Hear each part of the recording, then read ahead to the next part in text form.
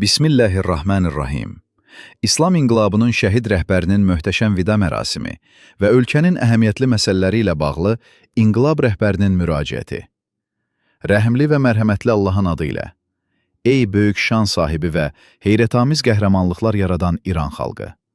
Sizlərə salam, ehtiram və təşəkkürümü bildirirəm.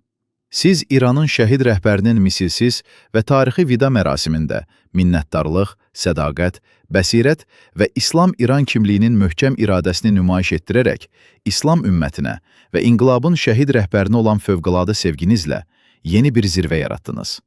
Tehran, Qum, Məşhəd və digər şəhər və kəndlərdə 10 milyonlarla insanın qəlbinin yanğısı, yaşlı gözləri və onlarla kilometr uzanan yürüşlərdəki sarsılmaz əzmi, İran xalqının dostlarını və dünyanın azad insanlarını heyran etdi. Təkəbbürlü düşmənlərini isə heyrətə, çaşqınlığa, qəzəb və vahiməyə saldı. Bu möhtəşəm xalq hərəkatı ilə eyni vaxtda İran və Amerika prezidentləri arasında imzalanmış anlaşma memorandumunun böyük şeytan tərəfindən növbəti dəfə pozulması bir daha hamıya sübut etdi ki, Amerika prezidentinin imzası nə qədər dəyərsiz və etibarsızdır. Zorakılıq, tamahkarlıq və vəhşilik Amerika siyasətinin ayrılmaz xüsusiyyətləridir.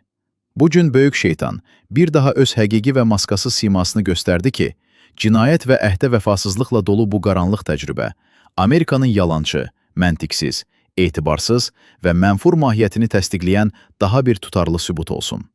İndi Amerika düşməni daha böyük müharibə alovlandırmağa, İranın əziz xalqına və müqavimət cəbhəsinə daha ağır xərclər yükləməyə, eyni zamanda daha böyük rüsvaçılıqla üzləşməyə çalışdığı bir vaxtda bilməlidir ki, İran xalqının və müqavimət cəbhəsinin ona verəcəyi unudulmaz dərslər var.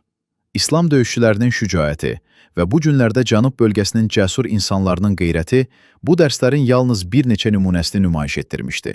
Sizə, İranın sədaqətli və şərəfli xalqına bildirmək lazımdır ki, bu həssas dövrdə ən fundamental məsələlərdən biri İslam inqilabının ali məqsədlərinin həyata keçirilməsi və əziz İranın izzət və müstəqilliyinin təmin edilməsi üçün, xüsusilə cinayətkar və hiləgər Amerika düşməninə qarşı həm xalq, həm də məsul şəxslər arasında bütün səviyyələrdə və bütün sahələrdə söz birliyinə, həmrəyliyə və müqavimət cəbhəsinin birliyinə riayət edilməsidir. Daha əvvəl də təkrarən və qətiyyətlə vurğulandığı kimi, birliyin qorunması, təfriq edən, siyasi çəkişmələrdən və sosial fərqlilikləri qabartmaqdan çəkinmək hər kəsin ümumi vəzifəsidir. Əlbəttə ki, ölkənin həmrəyliyi və bütövlüyünün qorunmasında məsul şəxslərin, həmçinin inqilaba, imama və şəhid rəhbərə ürəkdən bağlı olan qayğıkeş şəxslərin rolu daha vacib və daha həssasdır. Buna əsasən, əziz xalq, hər üç hakimiyyət qolunda fəaliyyət göstərən, xalqın rifahı və səadəti naminə çalışan fədakar məsul şəxslərə olan etimadı davam etdirərək, İran İslam Respublikasının maraqlarının qorunmasını təmin etmək üçün bundan sonra da ayıq-sayıq və fəal şəkildə meydanda olacaqdır. Ola bilər ki, bəzi şəxslər tam səmimiyyətlə və xeyirxahlıq məqsədi ilə bəzi məsul şəxslərin fəaliyyətini tənqid etsinlər.